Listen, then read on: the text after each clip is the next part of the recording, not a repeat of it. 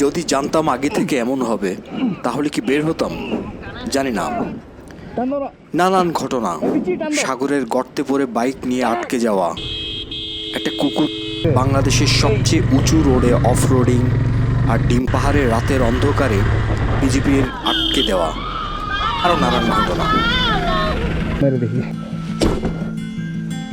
এই হয়ে গেছে।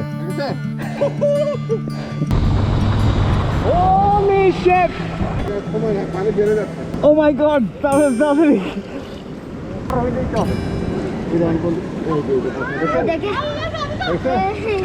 বন্ধুর বিয়ে বাদ দিয়ে দূরে যাওয়ার ব্যাপারটা আসলেই শুরু হয়েছে এভাবে।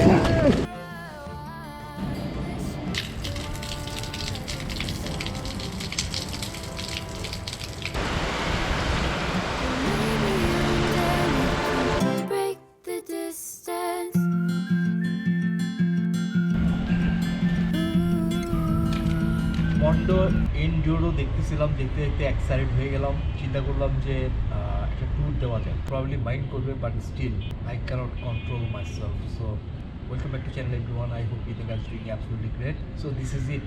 যখন হঠাৎ করে ঝোঁক উঠে যায়, you can't do anything about it. Sorry Imran ভাই, আই ক্যানট।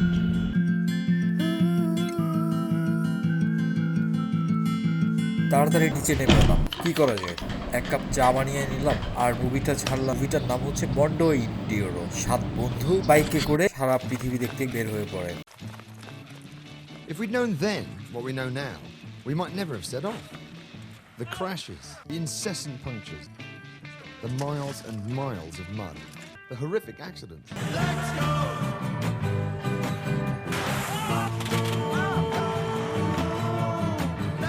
দেখতে দেখতে মাথায় হঠাৎ ঝোঁক চেপে গেল আর আমার ফ্রেন্ডকে ফোন দিয়ে বসলাম। ব্যাস, সেট হয়ে গেল। বের হয়ে গেল। 11:49 মাই গড, টাইম যে কীভাবে চলে গেল। আমার সাথে জয়েন করতেছে আরেকজন পার্টনার আর 15 নিয়ে উইল হেড টু বান্দরবন সামচি আলিকদম। বিসমিল্লাহ, যাওয়া যাক। লেটস গো।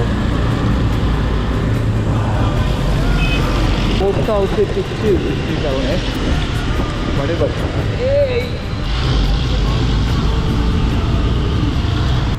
ভাই তেল নিছেন?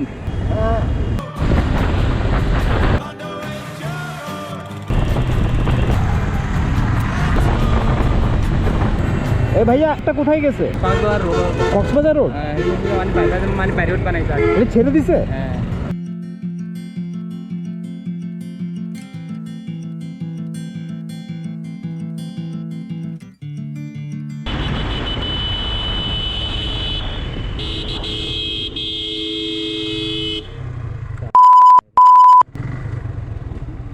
বাইরে যাওয়া দরকার ছিল।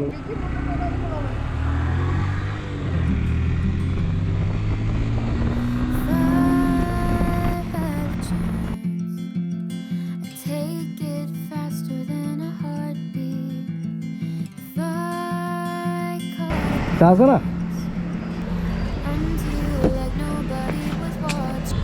তো টাইম হচ্ছে 2:47। ও মাই গড, আমরা জাস্ট বান্দরবনে পৌঁছালাম। বিসমিল্লাহ। এখানে একটু তেল নিয়ে নিলাম। ঠিক আছে, আমার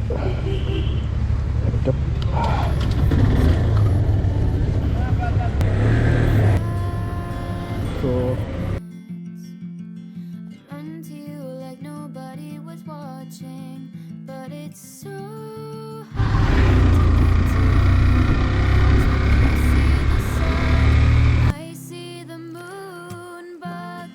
বান্দরবন শহর ছেড়ে শুরু হলো আমাদের যাত্রা। পাহাড়ের আঁকাবাঁকা পথ ধরে নীলগিরির দিকে চলে যাওয়া এই পথের দুপাশেই আছে সারি সারি সবুজ গাছ আর মন জোড়ানো ভিউ। মাঝে মাঝে আমরা থামছিলাম ছবি তোলার জন্য। এত দারুণ দারুণ ভিউ, না থেমে আর উপায় কি।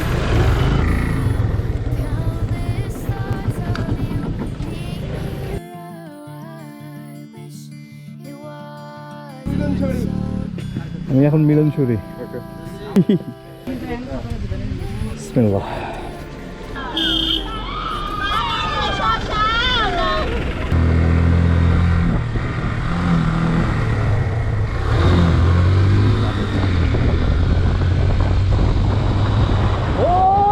শিট মাইরা দিছিল তো আমার প্রায়।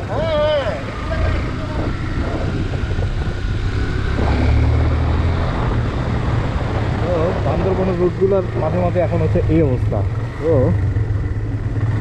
আল্লাহ জানে কি আছে রে।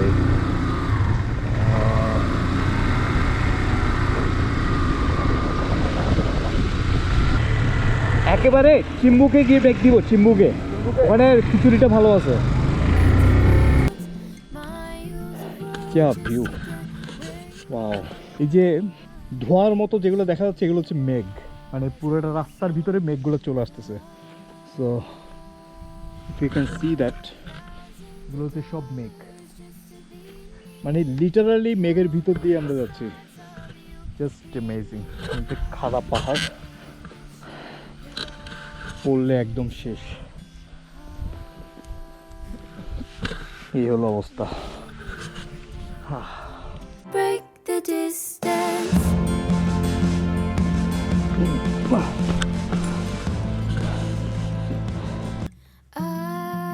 I know it's hard for everyone to understand it, but you're in my heart. না না এখন করতে পারছি।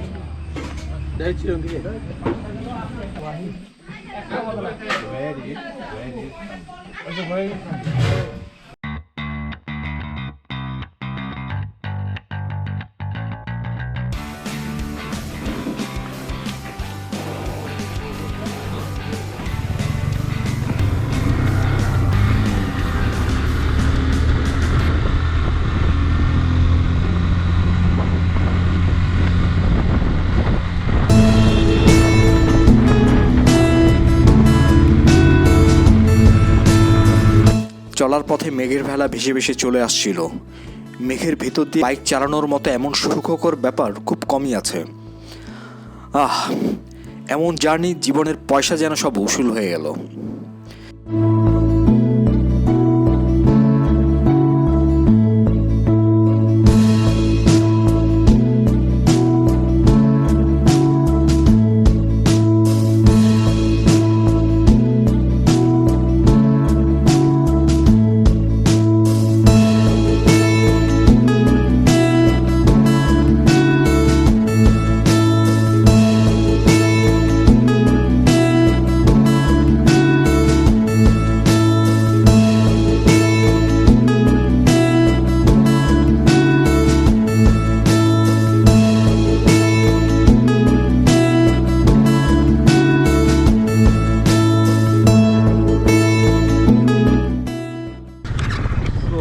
এই হইল রোডের অবস্থা। মাঝে মাঝেই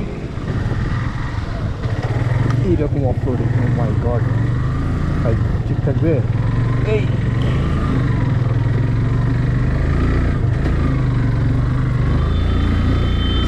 ও মাই গড, এর জন্য তো হারিয়ে যেতাম।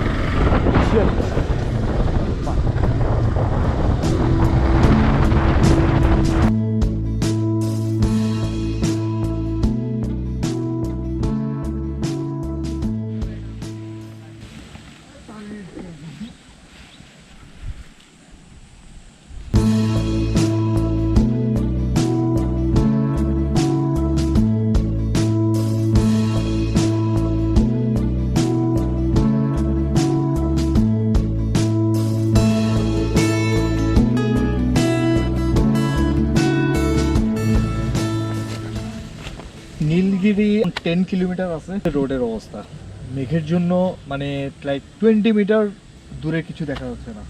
আর একটা প্লাস পয়েন্ট হচ্ছে খুব বাতাস, খুব এনজয় করতেছি। যারা লাইফে করছেন তারা বুঝতেছেন, আর যারা করেন নাই just do it. Amazing amazing একটা